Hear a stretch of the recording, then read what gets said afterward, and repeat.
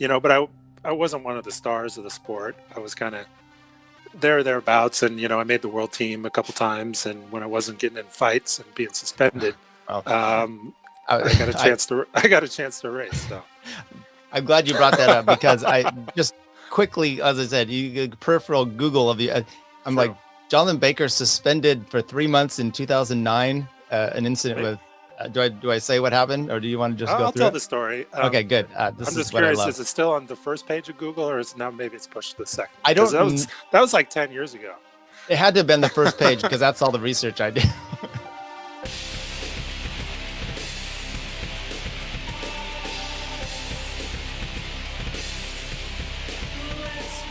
Welcome to the Between Two Wheels podcast, another great edition.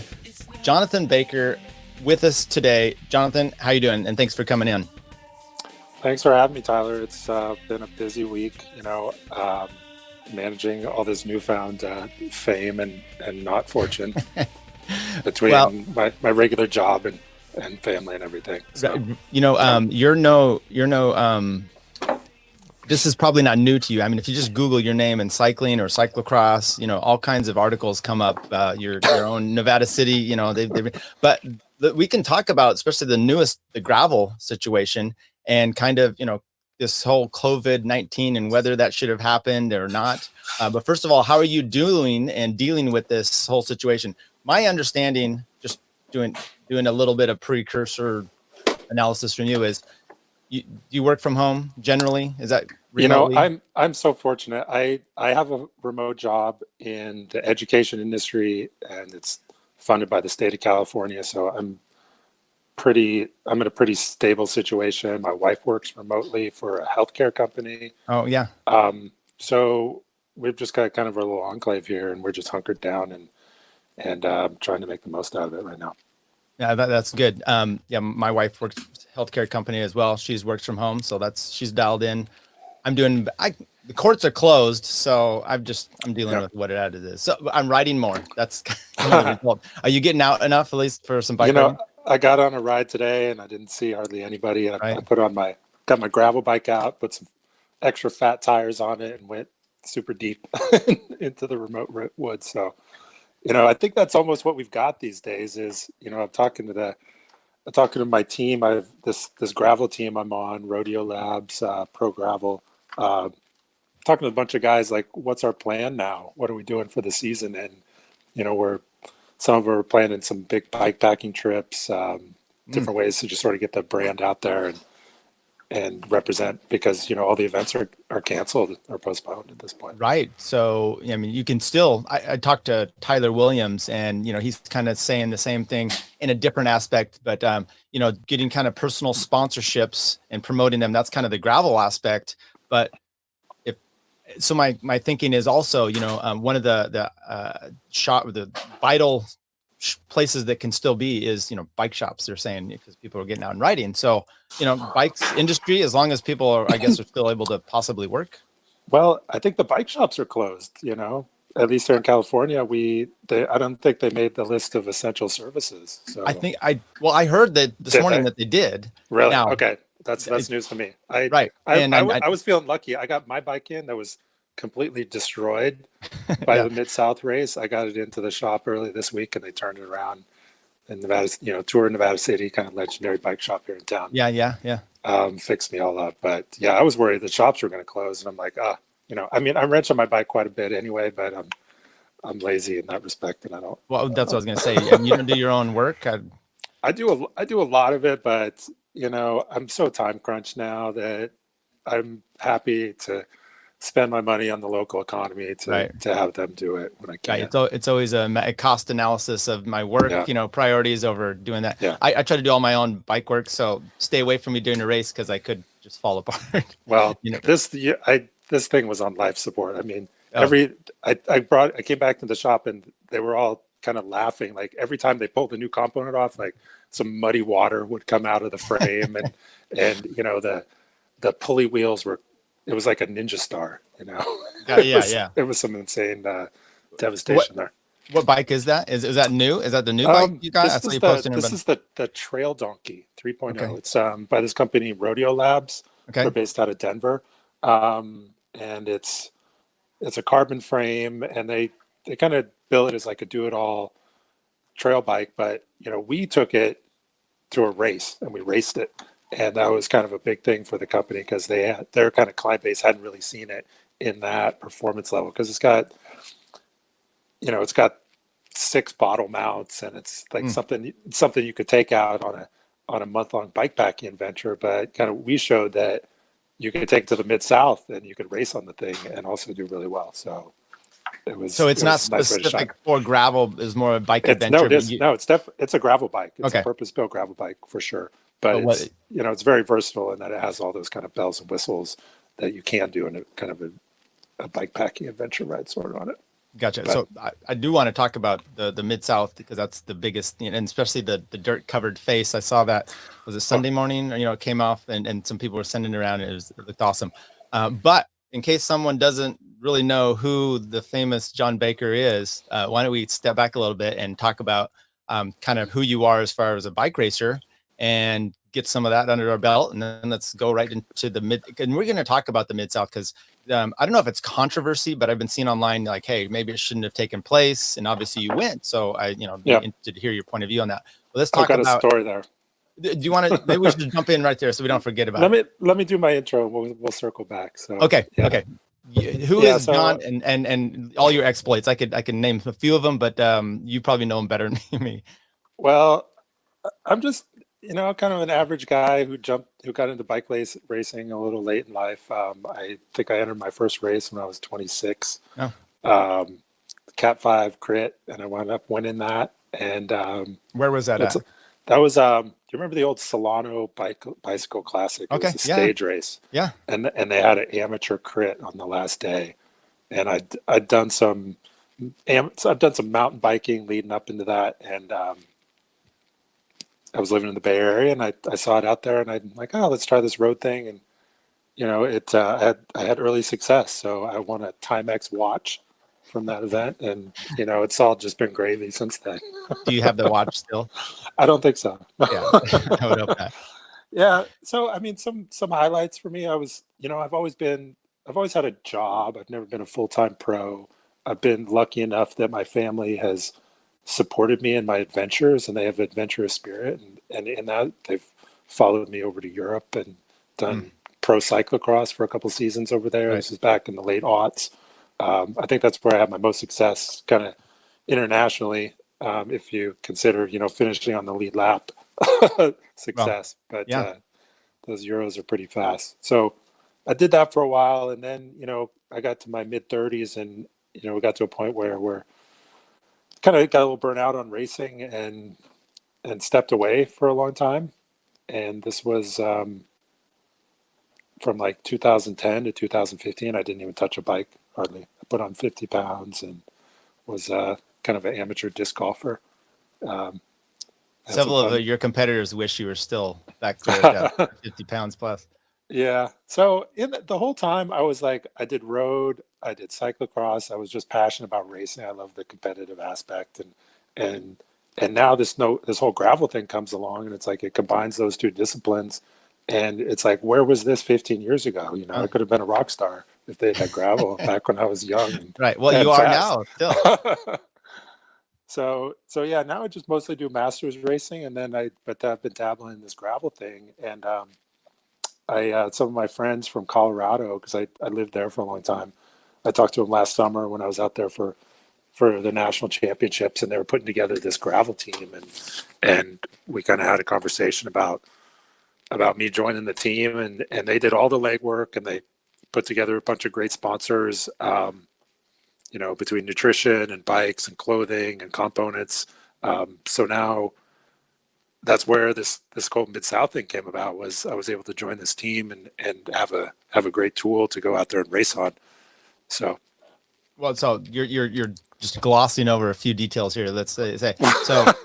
2017 hill climb national champion, right? And just on the road, right? Yeah, okay. That's true. So, 2019 last year, you destroyed everyone at Road Nats out in Colorado Springs, and then won Nats for cross same year. Let's qualify that.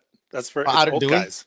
It's old guys. That's masters. Okay. Yeah, Right. that's what I mean. Right. You know, it's like nobody, you know, the masters know me. Right. You know me because you're my peer, but you know, you talk to these young kids and you know, I wasn't on anybody's radar for this thing. So But we can go back. Even Yeah. I know you won Nats for cross, right? In the late 2009ish, 10 or so. I won. That was Masters. I did. Yeah, it was the younger age group, the 35s. I went back to back up in Bend in I think 2010 and 2011. But you know, before that, you were racing pro though, right? With I was cross? a top 10. I was a solid top 10 guy in the national calendar for the pros. You know, had a few wins, had a few UCI wins. So, you know, but I wasn't one of the stars of the sport. I was kind of thereabouts, and you know, I made the world team a couple times. And when I wasn't getting in fights and being suspended, I got a chance to race. So, I'm glad you brought that up because I just quickly, as I said, you peripheral Google of you. I'm like, Jonathan Baker suspended for 3 months in 2009. An incident with. Do I say what happened, or do you want to just go through? I'll tell the story. Okay, good. I'm just curious. Is it still on the first page of Google, or is now maybe it's pushed to the second? I don't. That was like 10 years ago. It had to have been the first page because that's all the research I did. So, long story short, Kansas City, 2009. I think I was living in Belgium for the season, but I came back to the States to do nationals. And first lap, I crash.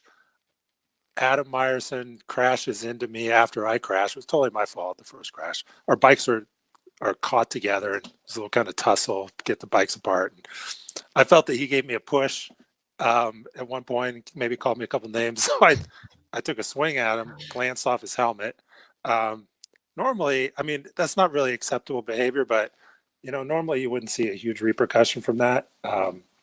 But there was like hundreds of people there, and you know, it kind of bubbled up to USA Cycling, and they wound up giving me a 3-month suspension for that, but I accepted, and that kind of ended my season. So, any bad blood with you and Adam, or you know, I didn't really talk to him because I was kind of out of the sport for a long time, but he was the defending champ out here in Tacoma for the 45 plus cyclocross, and I got a chance to speak with him afterwards, and you know, we hugged at the finish line and said, "Hey, you know, these are our younger selves are behind us, and we're friends now." So there's no bad blood at all. Yeah. Oh well, that's I guess that's good, but for the podcast, we kind of like a little drama. But yeah. So why don't you talk about? You said you had some good stories about going out to Oklahoma. Yeah, Stillwater. Is that right? Stillwater. Yeah. Right. So.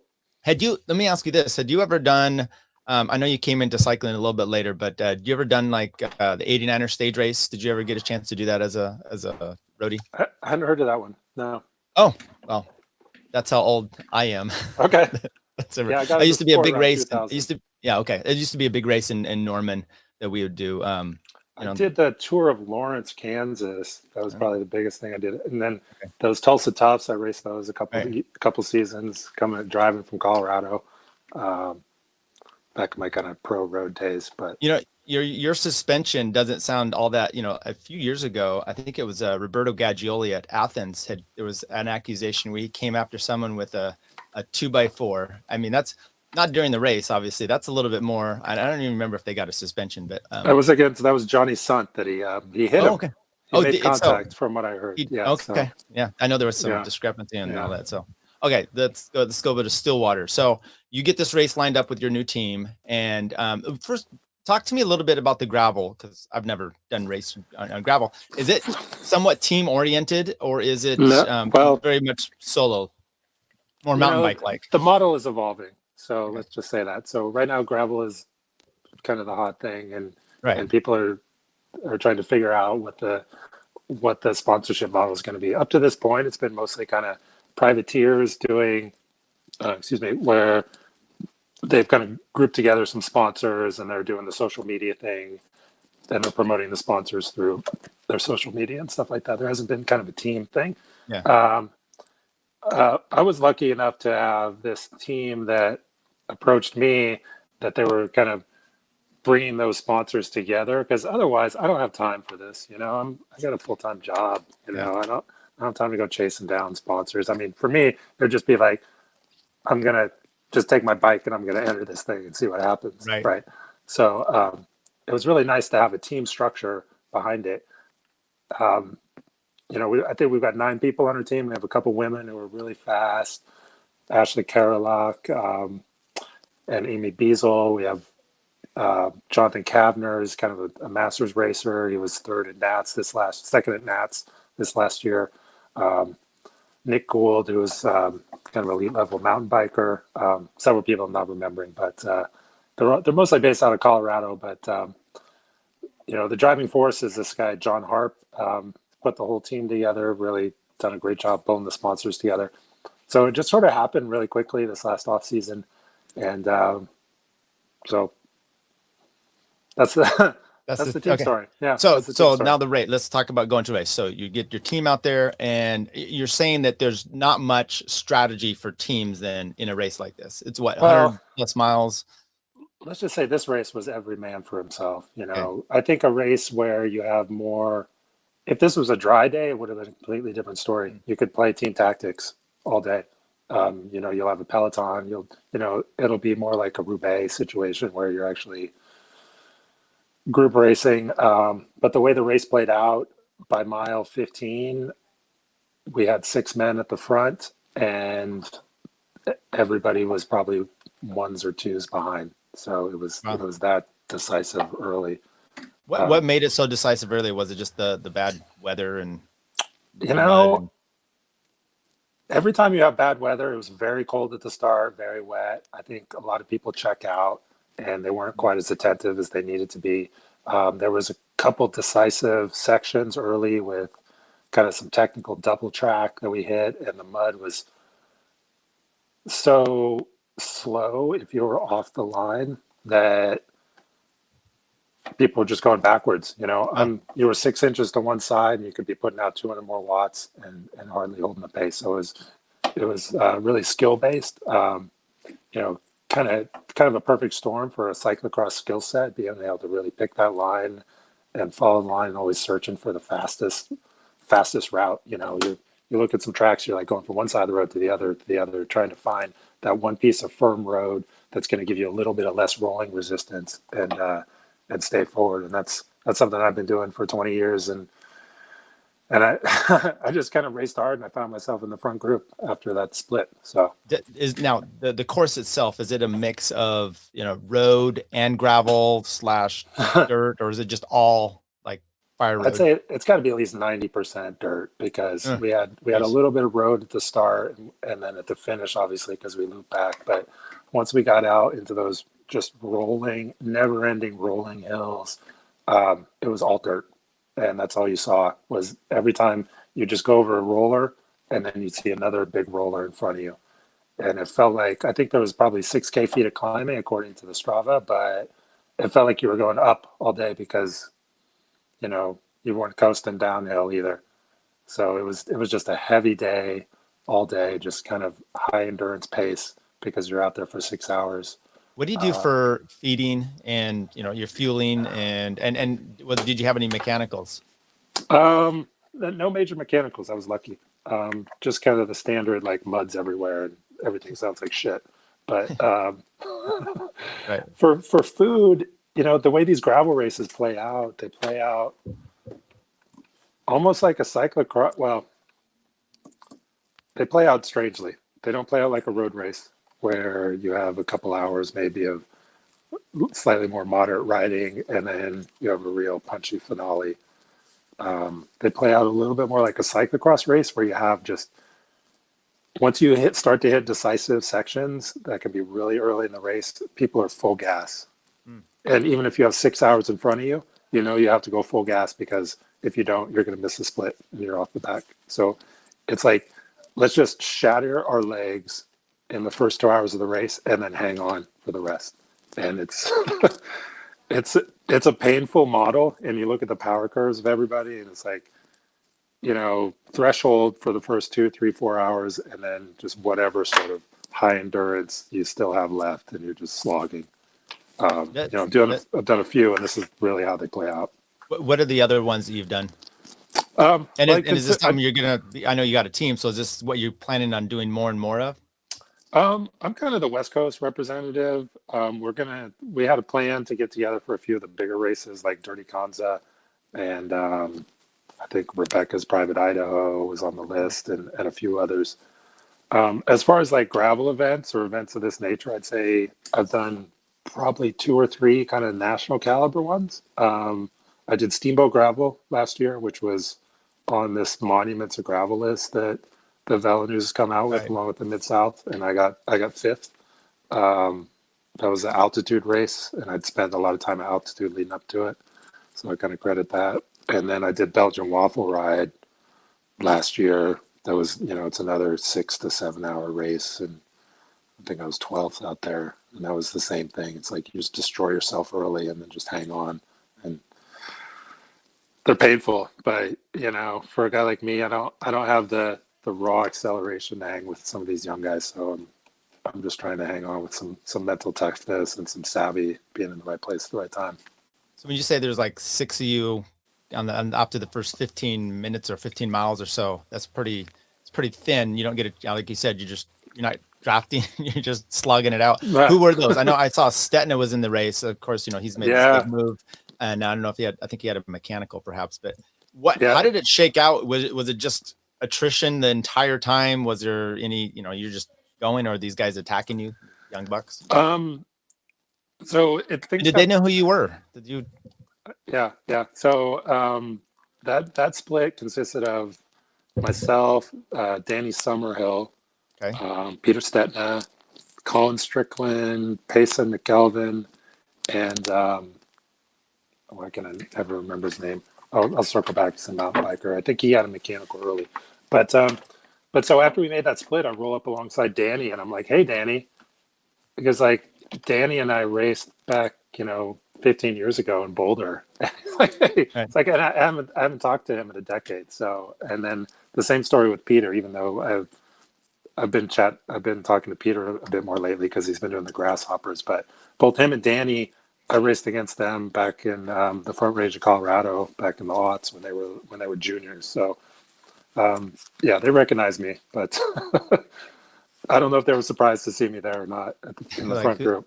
Yeah, who's this old guy? I remember, you'd taken some time off and you came back to Chico, and I saw the first race I saw you at, and I talked to you afterwards. You probably don't remember, but it was because you had your Vitamin Cottage, your Chippers kit on, and I think you were right. Yeah, well, when I raced out in Boulder, I knew all a bunch of those guys that raced with it. I think Dirk Friel, maybe, I don't know if he raced with you, and John Tarkington. Yeah, he did. Yeah. And Chippers was right before my time. They were called. Okay, but then they went to Vitamin Cottage, right? Yeah, right. But then they came into Vitamin Cottage, which was the team that you had. At least that used to be their big sponsor. So I was like, and I think you had an old bike, and I'm like, who's this guy? And you're like competing for the finish. So that was hey, there you go. But so that's funny. It was an old Eddie Merckx paint job. That was one of our first bike sponsors.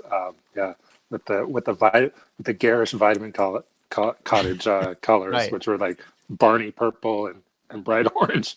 Right. So when you were out there, you did just kind of, we'll go back and forth here to this gravel race, but the Tour of Gila, you did a lot of Tour of Gila over the years. I think did you do that as a pro and as an amateur and a masters? Because I know you slaughtered it a few years ago. I finished 6th on GC one year in the pro race. Which year was that? It was like 2005, maybe. It was before it kind of blew Bill up. Zajac area or something. It was like maybe right before Zajac raced it. It was like, I think Roland Green was one spot behind me. Maybe Moninger won the overall. Of course. It's one of those. Navigators was definitely a presence in the race that year, but. Yeah, Gila was always a big target of mine. Living in Colorado, we'd drive down and do the pro race. So it's interesting how you do so good at climbing, and you do good at everything, and that's frustrating for people, right? Like myself, because you're a danger. You're not just a climber. You can destroy everybody else, and that's obviously why you've been doing well in the gravel stuff. what's the plan going forward? You said there's going to be some, maybe adventure riding, some ways to still promote your team. Well, I think everyone's hoping that the season's just kind of on hiatus and things will restart in the midsummer and the fall. Yeah. I know events like Belgium Waffle Ride is already rescheduled to November 8th. So it's almost like we've got our mid-season break here, and we're just going to try to do some training and base miles and maybe some adventure rides to try to bridge that gap and kick back into the race season once we've kind of kicked this COVID thing in the nuts and come up with a vaccine for it. Right. Well, but I know it's on everybody's concern right now. I mean, I'm personally self-sheltered at home. I'm going out for rides, but I'm not meeting with people or doing anything like that. Yeah. Well, I was saying, I spoke with Tyler Williams, and he's like, look, I think the seasons, when we get back to it, it's just going to be really compact to the end. So he just wants to be coming in revved hot. So, because everything's going to be a shorter season. And so why not? And maybe you'll have that opportunity as well. My motivation is, it's a fickle thing as a bike racers. Yeah. You have to be you have to have a goal in mind. At least I know I do. So I'm actually treating this as kind of an off season.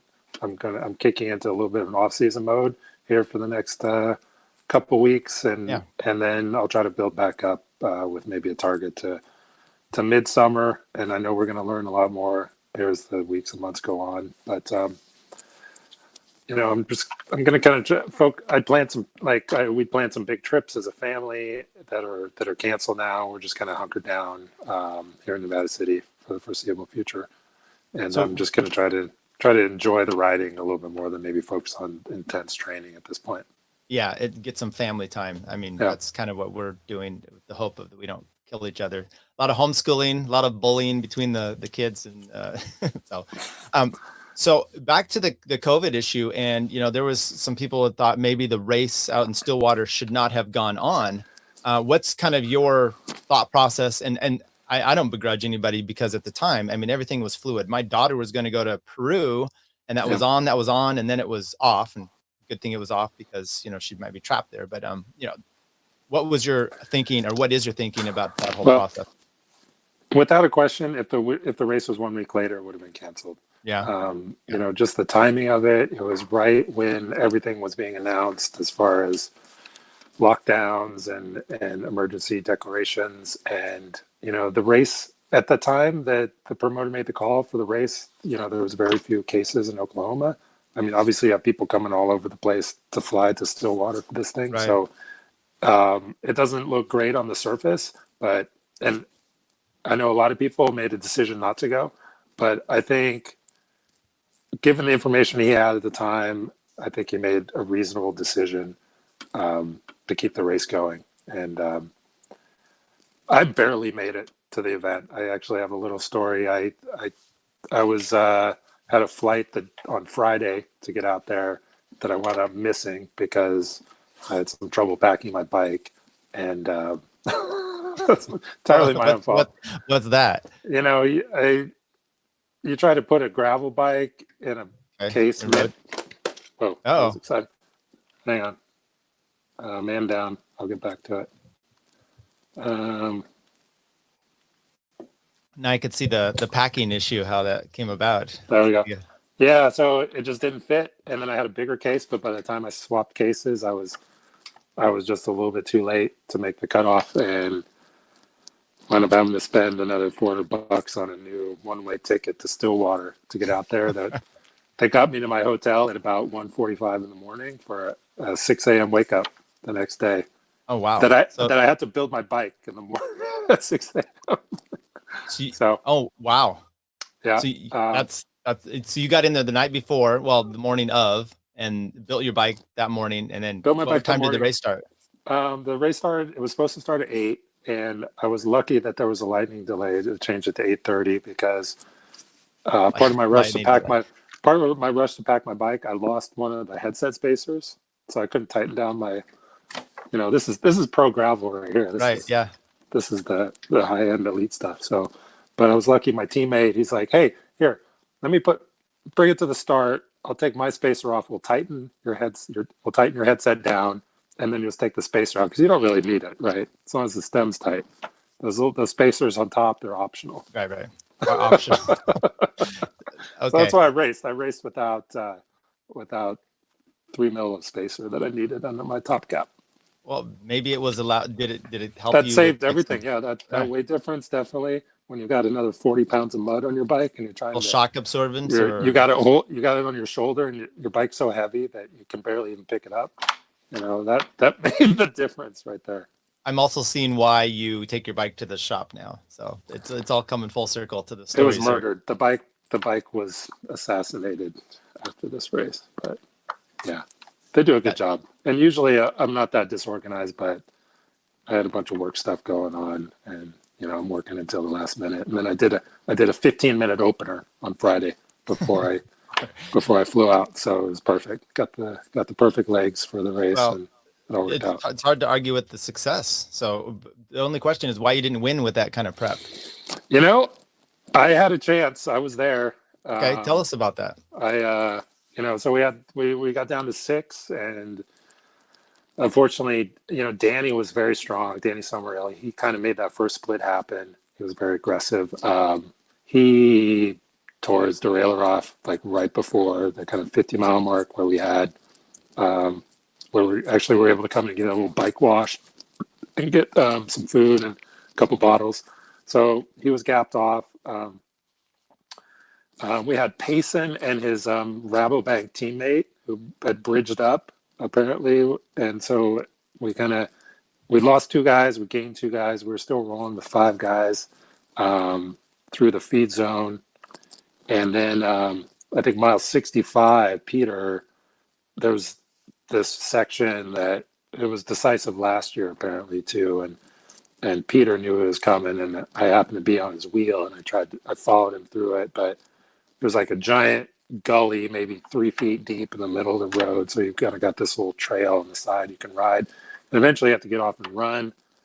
And I was actually right there with him and got on top. And now it's like me and Peter. I look back and we got a gap, and then he accelerates, and it's on the flat. I'm like, the skinny climber on the flat, and he drops me, and then he's gone. And so at that point, it's like everybody is just kind of one.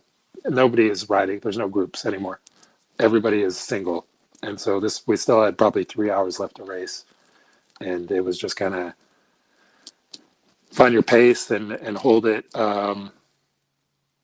We actually got to a point where you couldn't ride your bike anymore, and you had to kind of pick it up and run with it. And that was probably about 20 or 30 minutes of running. Just, that mud that just sticks to your wheel, and your wheel can't turn. You can't push your bike because it packs up. So you have to throw your bike on your shoulder, and I'm like clawing mud off the bike and everything as I'm running with it. And I actually passed. That's when I passed Peter. He had a mechanical. He was trying to fix his bike. I passed Colin while I was running. So I was running second place for a long time behind Payson. But eventually Colin caught me, and he dropped me on a climb. I actually wasn't climbing that good all day. Like I'm kind of heavy right now. I'm not in my best climbing legs. So I was actually got dropped on several climbs leading up to this, and I just kind of clawed my way back to the group. So all I had was just kind of this diesel motor and a little bit of bike handling skills that got me to the finish. What crazy. So you said Stetna had a mechanical. Do you know what? Yes. It's another rear derailleur thing. What happens when you get so much mud pack in there? Eventually, maybe a stone or something will catch the chain, and you think of all that torque that the chain puts. All the torque you're putting on the chain. Right. If the chain catches in the rear derailleur, that rear derailleur is going to just kind of pull forward. Right. And this is a very common mechanical in cyclocross. You see it a lot. Like the rear derailleur is completely ripped off, rips the hanger off, and you have to run with the bike. And apparently Peter, it didn't completely rip off, but it bent in such a way that he could sort of pedal in a couple gears. So he did make it to the finish and in 4th place, but he had a healthy lead, and he was probably heading for the win if it weren't for that. Did you're running? You're saying you're running here for long periods of time. Did you still have some cross fitness that helped you in this? And were other guys trying to pedal Maybe. through this stuff? I think everybody's in the same boat. You couldn't Okay. pedal through it. Okay. Everybody had to do a hike bike. Probably the cross training did. I did a ton of running this last off season in prep for cross nats because there was a lot of running at cross nats. But I don't like running. So as soon as cross No. season was over, I didn't run at all. So whatever it was just sort of latent, Layton. Yeah. So you're up in Nevada City, and Yeah. well, let me before we go there. Do you regret at all going? I mean, obviously you got third place, but has there been any significant blowback from riders? I just saw a few things on Twitter. Some angry people, were upset that others had gone because of the COVID thing. Any problems for you or any regrets on any of that? I'm not sick, so Okay. I guess I'm okay. Good. Really, that's the one. I mean, the information we had at the time, it was so close to the event that it just seemed really impractical to cancel it. Yeah. And this is all something we're just going to be dealing with as a Right. community going forward. So I don't think it's really fair to say, hey, you didn't do the right thing. I think we all have more information now, and we're all going to take whatever precautions are necessary. Sure. I'm totally with you on that. So you're up in Nevada City, and that's kind of where I hope it's okay to say that's kind of where you're from. And how many times have you done the Nevada City Classic? Ooh, over 10. Yeah. That was the race that it was the race that I watched as a kid before I was a bike racer that kind of inspired me throughout my career, whatever you call it, to get into racing. So it was the first I did as a Cat 3, and I didn't finish. I crashed into those hay bales at the bottom of the course. And Right. my highlight, I think I got 4th place the year Lance showed up. Did you do the P1-2 that race? That year? Yeah. I was in the group with it was me and Horner and Chris, not Chris Graylish, Chad Gerlach, and we were the last group to get lapped by Lance and Levi and Andy Jacques or Ben Jacquemain. Yeah. So we got to ride with Lance for a bit, and I got to see Lance put in his final attack. And before that, I lined up on the start line with him, and I looked over and I looked at his legs, and I'm like, I've never seen somebody's legs like that, and it turns out that wasn't really natural. So there's a reason. They were translucent. You could see into the muscle fiber. Wow. It was weird. Yeah. That is crazy. What was the race before you do you even remember any of the finishes before you actually raced, like going and seeing it as a kid, I do. Yeah. I remember Peter's dad or anything. Wayne Stetna or yeah, I think Wayne is his dad. Yeah, I remember seeing Lamond win the race before. I remember, I think he was a speed skater. Hayden? Oh man, Hayden. Yeah, I remember watching Hayden, and he just had the biggest quads you'd ever seen. And that was when the race went all the way up Broad Street, kind of in the opposite direction it does now. So, yeah, it was kind of an inspiring thing. As a racer, you like to see these big spectacles, and it was just the Father's Day thing. You'd go out there, and there were 5,000 fans lining the course. So it was something to get excited about and inspire me as a kid to get into racing. So I love that race for many reasons. One, it's super difficult, and if you do well, it feels very rewarding. But it's also just one of those kind of crits that, like Cat's Hill, I kind of see as it's not an office park. It's just different. The crowds come out there, and you've got the hay bales. This is kind of the reason I'm asking some of these questions about Nevada City. I'm really looking to try to see what we can do to help it out in the next few years. Every time my friend Curt Mills, he lives up there in Nevada City as well. He's always wanting to promote the race and to push it on. And any idea why? Is it just lack of interest in the community? Is it just bike racing in general now? I think the main thing is there's just more competing interests. It used to be, back in the good old days before the internet or whatever, there wasn't a lot going on, and Yeah. you had there was one thing on the calendar for Father's Day, and people said, "Hey, what are we going to do this weekend? Let's go watch this event." Right. And now it's just we're just not that cool anymore. So I don't know. Were we ever? Man. Do you think it's anything to do with the difficulty of the race too, though? I don't think it's the participants aside. I'm just thinking about the spectators. Yeah. I think we could rally the community more. You look at an event like Tulsa and Crybaby Hill, Right. and the community is always just they still come out in big numbers because they promote as this sort of extreme event, and it's kind of a big block party.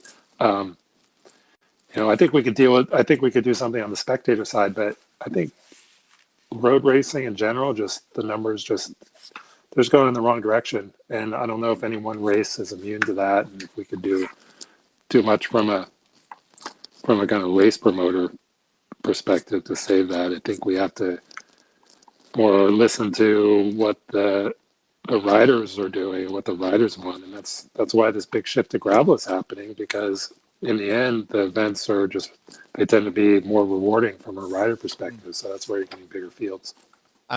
Before I leave the Nevada City, because I do want to ask you a question about the participation on the gravel. Which course do you prefer? I know the last few years they used to go all the way to the bottom of the street, and then they cut it I think which was more on the original version. Anyone that you prefer at Nevada City? I have some perspective there, because back in the day they used to change the course all the time.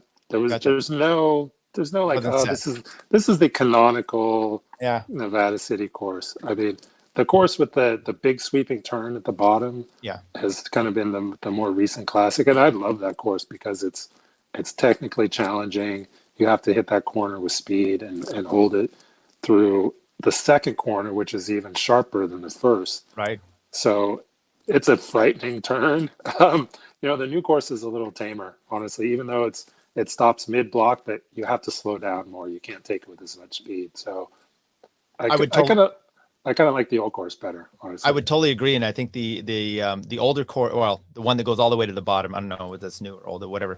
I think that's actually more difficult uphill wise, because you come around that second corner, that whole section, you don't get to carry much speed up until you actually start the climb, where the other one, you carry that speed up through the start finish, and you've eliminated. That was always my bottom section. That was my difficulty, because I'd be hanging on the climb at the top of the climb. All the climbers in front of me, they're descending in my way, and I can't get past them, and then they're blocking it up. So that's my perspective. We saw that play out in the race. It was harder to break the race up the last couple of years because I just don't think it was as hard.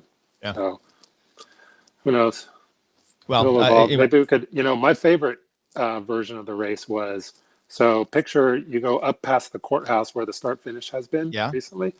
You kind of bang a right behind the courthouse, and then you turn a left on this incredibly steep hill. It's like there's a parking lot over there. It's really steep. And I remember they used to go up that thing, and this was when I was watching as a kid, and I thought that was always really cool, because it was just this really, really crazy pitch, and you'd see people start to paperboy. That'd be more like Cat's Hill. Yeah. But built into the rest of the whole course too. It's still right. Power. Yeah, that sounds horrible in a good way.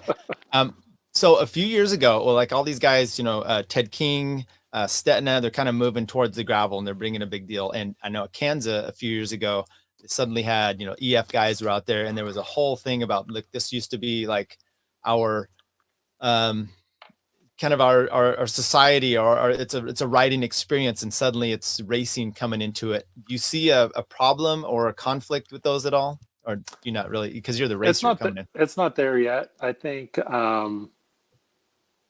what we see now is that there's room for everybody. There's room for every different type of rider in these events, and the stoke factor is high for both the front end and the last finisher. And unfortunately, that's what we haven't seen on the road. If you're dropped in a road race and you're solo out there in the middle of the Central Valley, and it's probably going to be the last race you'll do, because you get to the finish line, there's nothing happening. There's no party. There's no beer at the finish and kind of the stoke factor.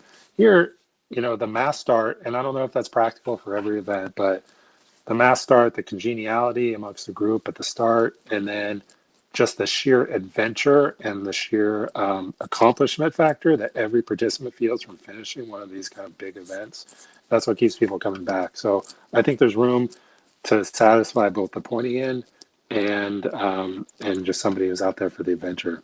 And so that's why I think it's so popular. Yeah, interesting. I don't see how that could really translate to the road, or especially crit, when you get lapped and they're pulling you. You don't get to even finish, and there's no stoke in that. So you couldn't do a crit. It doesn't work for a crit. But I think even something like the Belgian waffle ride is kind of straddles it, because it's kind of partially road, but it's a mass start thing.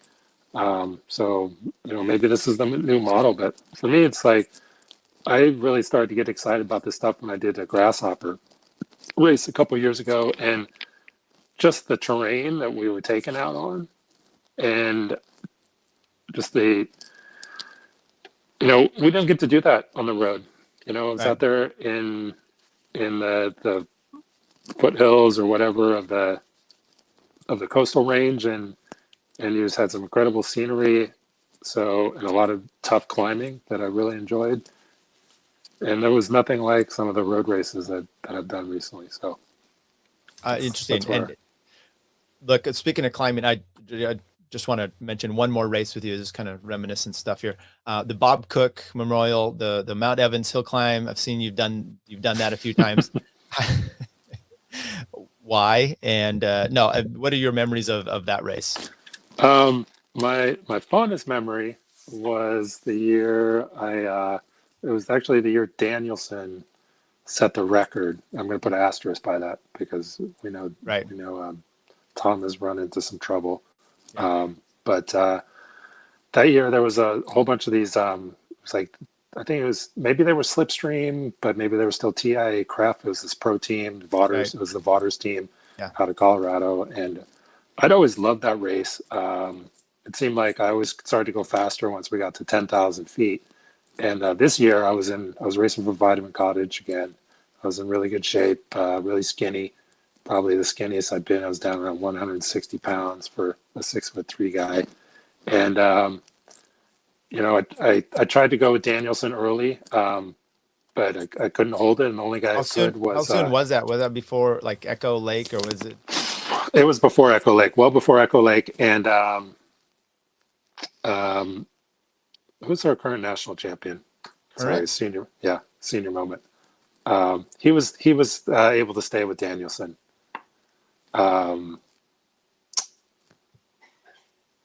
Give me some help. Morton Lock. No, he's Australian. Alex Howes. Thank you, Alex Howes. How's it going? Was able to hang with Tom until maybe past Echo Lake at some point. And I stayed with him briefly, and I dropped off, and I was kind of running third. And eventually I wound up hooking together with Peter Stetna and Scott Moninger. And it was the three of us kind of doing this chase. I wound up attacking them a little bit before Echo Lake, and wound up chasing down Alex, and I wound up second that year behind Tom. And I think I did a 147, which is so it's a pretty decent time. Yeah, that's why the asterisk is important, because that really gives you the win. Well, we'll see. I got the state hill climb vest that year, because Tom didn't sign up for even though he lived in Colorado, he hadn't bought into the state association. Gotcha. So they awarded it for the Bob Cook that year. Yeah, the hill climb. Okay, yeah. The state. That's really impressive. I don't even remember my times up there when I did those, but anytime you beat 2 hours, and I've gone back there, and I didn't beat 2 hours this last time, so it's a tough hill to get up.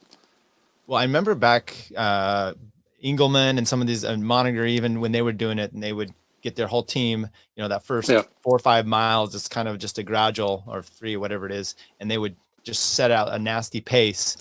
And then, that's one way to start it, but you've got to finish it obviously. And it's a slog. Yeah, it's almost the hardest part, that first kind of 5% section, especially if you guys drilling at the front and you're a climber. But those are those days of excelling in hill climbs, I think, are behind me. So I did not impress myself in the climbs out here at the Midsouth, and I think I've got some work But to you're do. bailing on that. All right. I don't know. That's good for us that race against you, that you're not going to take the climbing so seriously. I don't know if I buy it though, so we'll see. I don't know. Maybe I lost my sprint too. You saw my finish at Snelling. I mean, I got smoked. I was wondering about that, but now was that you did the 35s and the 45s, right? I did. That was my second race of the day, and apparently that was one too many. So was that the one? Was that Kyle Glarum that won that? Glarum, yeah, he put in a good sprint, and I don't want to diminish his sprint, but I had no sprint at all. I was like, I looked down, and I'm like, oh, I'm doing 600 watts, and that's my biggest effort.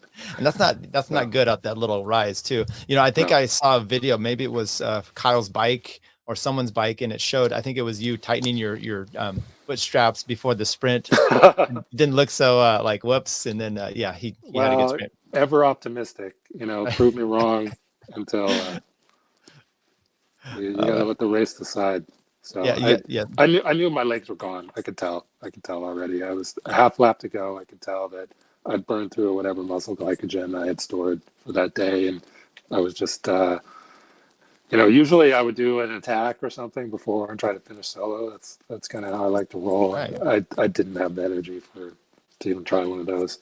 I was hoping that everybody else was as tired as I was, and it turns out Kyle still had a good sprint in his leg. So chapeau. Well, he looked. I think that was the only race he did that day. So that's the consolation if you want. There you go. Well, you can't win them all. You got to pick and choose, and I'm happy with my 2 race effort there. I think that, and I'd done a lot of really long, intense training leading up to this Midsouth event, and I think that's really what paid off. I did a couple 7-hour days out there, which is pretty much a stretch for me, and that's kind of what it took to perform on that day. Are you looking to do, well, let's say world comes back together with some normalcy. Are you looking at all to do Masters Nats this year? And once again, some elevation out in Utah. Yeah, originally I wasn't, because I was planning on going to Italy, northern Italy, and doing a bunch of Grand Fondos. So, but those whole plans are canceled. So, it's hard to predict the future, but if Masters Nats are on, I'll show up. Sure. Okay, well, everyone tag that out there. That's the defending champ coming at you again. We didn't even discuss nationals last year. I mean, we could do it real quick, and then we could send everybody on their way. But you went solo. Was it the Air Force Academy course for the road race? Yeah, good tough course. Big climb every lap. Just a straight up hard man course. So, but early break, with a couple of very strong guys, just kind of held the gap. It seemed from lap 3 out of 6, and I wound up having I didn't have any teammates. Wound up being in a situation where I had to make a decision about whether I was going to sit in the pack and see if the pack could chase him down, or whether I was going to take an initiative. And kind of what I've learned is that fortune tends to favor the brave, and so I attacked to make a bridge move with 2 laps to go into a headwind on the climb, and wound up catching them at the top of the climb. Kind of group of 3 then, me and Kavner and Leroy Popowski worked together for the next half lap, and then I waited for the hardest section on the last climb of the day and punched it over the top and wound up soloing in. So yeah, probably not much better way to do it than solo. I loved it, Yeah. But you still feel like an animal out there, like you're being chased. Right. It's never, maybe in the last 500 meters you relax, but it's funny how many times people ask me, it's like, why are you still looking back? I'm like, you can't help it. You're going to look back because you just feel that pressure that you're being chased down, you're being hunted. Right. You don't want to be that guy that you don't relax. No. Well, once again, you had a great season, and obviously even 2020, if it ends now, which I hope it doesn't, you can call it good. Well, You let's got a lot hope of that let's hope that the world recovers Right. from this crisis, and that we can go back to our little sport of bike racing and, Right. and enjoy ourselves in that niche. And I was even on that. It's just, I was talking about when this first thing came about, and it's like, oh, it's just bike racing, and yes, it is, but it's kind of a microcosm of people's livelihoods depend on some of them, they're bike racers, or they follow the circuit around, or just everybody that is involved. The guy that works in the bike shop that can't, everyone's impacted, and it sucks everywhere. So Yeah, I'm fortunate that I don't depend on bike racing for a Right. living. It's just a hobby, but I empathize with all my peers there, and I hope that this little part of the economy survives, and we all come through on the other side. Right. And part of what I'm doing here and just talking to some people is just one, I'm at home a little bit more than I'm trying to entertain myself, but just try to live some things up and give some people some entertainment. So I really appreciate you coming and joining us, because you've got some great stories, and we'll hope to continue on talking with you throughout the year. Yeah, Anything you thanks, want to Tyler. plug or mention? I don't know. Check out my Instagram. I'm a chess racer on Instagram. You can see all my amazing content there, because I'm just a great content creator. Right. We didn't even get into the fact that you're like a master chess guy. I don't know chess from checkers, but evidently you're amazing. Yeah, that's a bit of my username back in the earlier life. I was, I guess I still am a life master at chess. So I tried to do that for about five to 10 years, maybe more like 5. But I wound up having to get a real job, because it didn't pay the bills either. Well, sounds like you're doing fine with at least your work, and I hope things continue to go well. Thank you once again for joining us.